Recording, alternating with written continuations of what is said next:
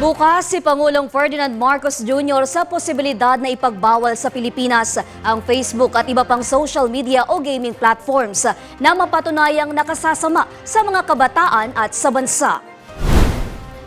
Ayon kay Palace Press Officer Jose Claire Castro, maaaring pag-aralan ang rekomendasyong alisin sa bansa ang mga platform na hindi tumatalima sa mga batas at regulasyon. Kasunod ito ng pag-aaral ng Cybercrime Investigation and Coordinating Center o CICC kung irerekomenda ang pag-block sa Facebook matapos ang mga concern sa harmful online content at umano'y mabagal na pagtugon sa mga kahilingan ng pamahalaan na alisin ang ilang content.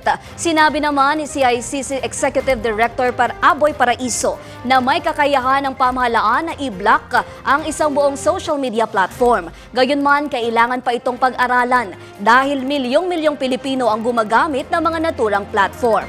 Kabilang sa mga tinututukan ng pamahalaan ang misinformation, mapanganib na online content at proteksyon sa mga bata o kabataan.